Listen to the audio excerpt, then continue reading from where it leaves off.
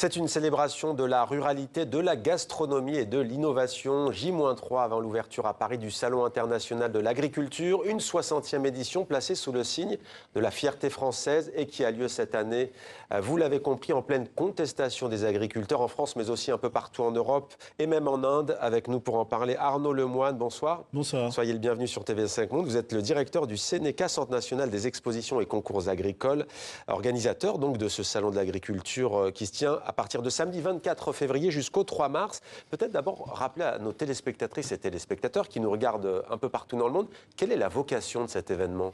En fait, le salon qui va fêter sa 60e édition cette année a pour vocation initiale, originelle, j'ai envie de dire, de rapprocher tous les publics, en particulier le monde agricole et le reste de la société. Et je crois qu'il a rempli sa mission jusqu'à présent et je crois qu'il va le faire aussi encore cette année.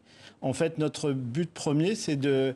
Vous voyez, dans la société aujourd'hui, on comprend de moins en moins l'agriculture. L'idée, c'est de créer plutôt des ponts que des murs, donc c'est notre métier. Une rencontre, donc un lien entre les agriculteurs et les citoyens, les visiteurs qui, rappelons-le, viennent de France, mais pas seulement, hein. Paris est une ville très touristique. Alors, sous son format actuel, il tient sa première édition en mars 1964. 300 000 visiteurs, 10 ans plus tard, 500 000. Cette année, vous vous attendez à combien ? Alors, en vrai, on était à 615 000 l'an passé, ce qui était un deuxième record, puisque le maximum était 710 000. Écoutez, ce n'est pas un salon qui est en crise, c'est un salon qui se porte bien, mais qui est cette année, c'est un salon qui est sous le signe des crises agricoles. Donc je vais Porte de Versailles, on ne l'a pas dit. Absolument, Port de Versailles.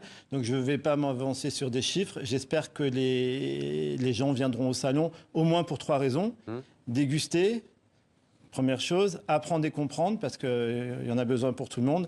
Et puis peut-être aussi cette année, spécifiquement, soutenir le monde agricole. Et on va y revenir à la fois sur les risques qu'encourt ce salon, le soutien aussi aux agriculteurs, qui bénéficient d'ailleurs d'un large soutien de l'opinion publique en France. En quoi est-il un événement majeur pour les professionnels d'ailleurs ? Bien, écoutez, on a... en même temps que le salon de l'agriculture, les finales du concours général agricole. Donc imaginez des milliers d'agriculteurs qui viennent faire tester leurs produits par des jurés et qui repartent pour les meilleurs d'entre eux avec le fameux médaillon d'or. Et c'est une valorisation, par exemple, de 25 à 40% pour du prix sur leurs produits. Donc voilà, les professionnels viennent chercher... comment dirais-je, la récompense de la qualité de leurs efforts annuels. Alors, mettre en lumière le travail et le savoir-faire, donc, il y a aussi, bien entendu, la découverte de l'élevage, de ces filières. Hein, c'est la partie la plus importante de ce salon. C'est aussi de faire découvrir, au fond, ce qu'est cette profession qui connaît une crise de vocation. Mais vous savez, avant, on avait un lien régional, un lien familial, un lien, je ne sais pas comment, mais on avait un lien fort avec l'agriculture. Il s'est espacé dans le temps. Donc aujourd'hui, le lien, il est essentiellement alimentaire, mais aussi il est affectif. Donc c'est un peu dans le rôle du salon aujourd'hui que de profiter de cette affection des gens et de la société pour le monde agricole pour créer des vocations, pourquoi pas. Et il y en a une qui a mis ses plus beaux habits. Je ne sais pas si elle est encore arrivée, elle est à Paris ou pas. Elle est sur l'affiche. On vous a trouvé aussi des images d'elle. Elle s'appelle Oreillette. Que pouvez-vous nous dire d'elle ? On dit que c'est la star, l'égérie de ce salon. Ça, c'est une coutume, une tradition bien ancrée. Oui, chaque année. Elle est normande, hein, je ne l'ai pas précisé. Elle est normande. On a une vache égérie chaque année. Et là, c'est une belle histoire. Pas forcément l'histoire seule de cette vache qui a été choisie, mais l'histoire de ses propriétaires qui sont en mode de transmission. Le papa pour sa fille, c'est un beau modèle agricole qu'on souhaite voir continuer. Alors, des produits des régions de France, d'outre-mer, du monde aussi, hein, parce qu'on oublie souvent, mais il y a des produits du monde entier. De quelle région d'ailleurs ? On a plus de 20 pays qui sont présents, ça change chaque année. Par exemple, cette année, on a 2 pays qui nous arrivent, l'Indonésie et la Chine, par exemple. Le Japon également, pardon. Donc des pays asiatiques en force cette année. Et c'est vrai qu'on souhaite que l'ensemble du monde vienne aussi montrer ses produits au Salon international de l'agriculture. Alors, passage obligé pour de nombreux Français, franciliens, mais aussi de toutes les régions de France. C'est vraiment un événement ancré. D'ailleurs, on parle de la plus grande ferme de France, c'est ça ? C'est ça. C'est son surnom. On dit toujours qu'on a 1% de la population française qui vient nous voir. Ouais. Et pour les politiques, vous voyez où je veux en venir, c'est un passage incontournable, de plus en plus. Écoutez, je vais être franc avec vous. Vous avez 2 types de politiques. Donc, on en a de plus en plus. Par exemple, l'an dernier, nous avions 82 visites protocolaires, ce qui est énorme hein, pour un salon. Ça n'existe ni en Europe ni dans le monde, pour être très franc. C'est une spécificité française. Et ce qui change aussi, c'est qu'avant, on avait des politiques qui étaient ancrées dans un terroir, un territoire, et qui décidaient de leurs visites. Aujourd'hui, on a des politiques qui sont peut-être un peu plus éloignées du monde rural et qui viennent pour eux aussi écouter, entendre, apprendre, comprendre. Certains disent qu'ils viennent chercher des voix. Pour moi, je dis qu'ils viennent chercher leur voix. Leur voix, passage obligé, donc on l'a dit, pour des politiques. Est-ce que cette année, vous vous attendez à ce que certaines visites soient perturbées, compliquées ? Je l'ai dit au début, hein, c'est un salon qui n'est pas en crise, mais sous le signe des crises agricoles. Écoutez, c'est plus qu'un slogan, ce que je vais vous dire, c'est juste du bon sens. C'est un salon de débat, pas de combat, et c'est un salon de revendication, pas de manifestation. C'est le salon des agriculteurs. Il y a toujours eu des échanges d'ailleurs, parfois un peu tendus, mais... C'est le salon des agriculteurs envers le reste de la société. Ça serait dommage qu'il soit perturbé par des manifestations qui dégénèrent. Ça serait vraiment de mauvais goût. En revanche, toutes les causes, les causes agricoles, ce que les agriculteurs revendiquent, le salon les soutient complètement. Mais justement, venez faire entendre votre voix au salon calmement, mais tranquillement. Vous êtes serein ou pas ? Comment ? Êtes-vous serein ? Écoutez, la sérénité, quand on organise un salon, c'est un sentiment qu'on a une fois qu'il est fait.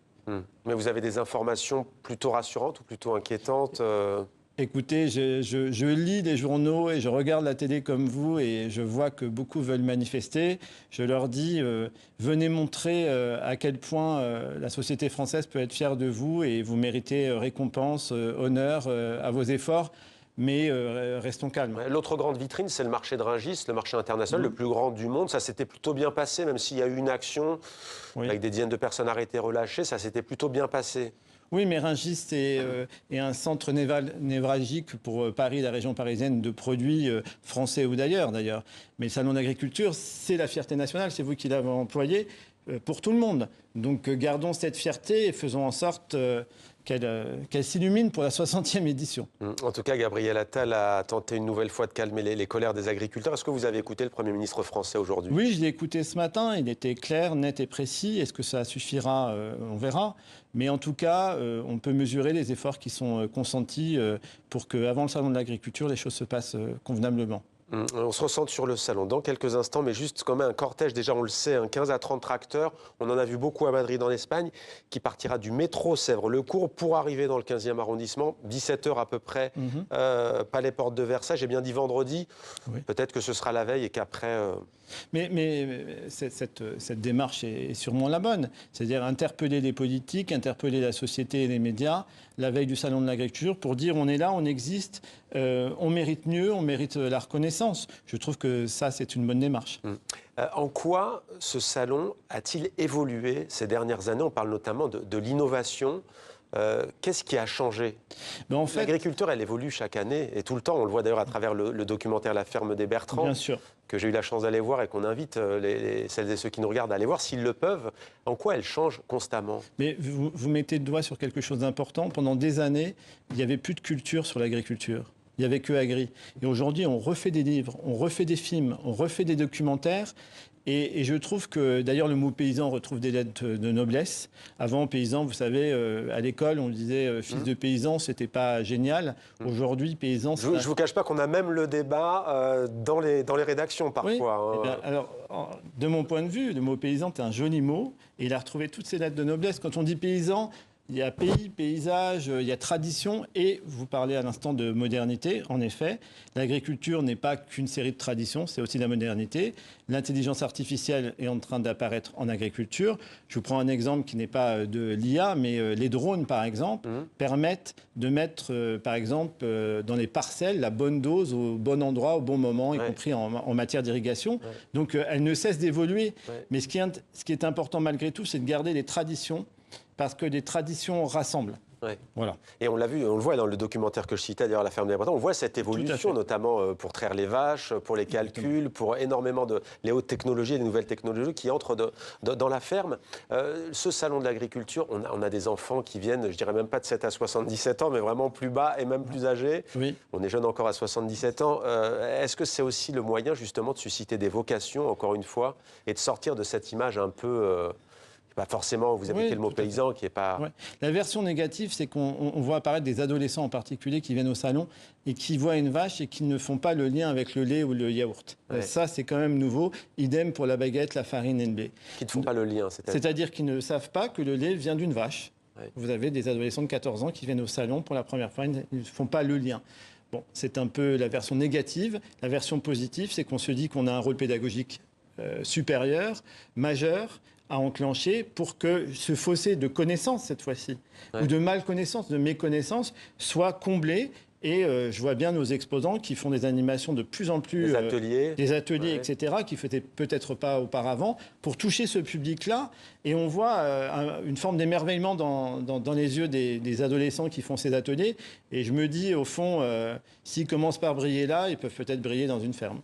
Briller dans une ferme. On évoquait tout à l'heure Oreillette, l'égérie. Racontez-nous quand même l'histoire du concours agricole. D'ailleurs, on disait, années 60, le premier salon, ça remonte au 19e siècle. Hein. Les concours, ils sont beaucoup plus âgés.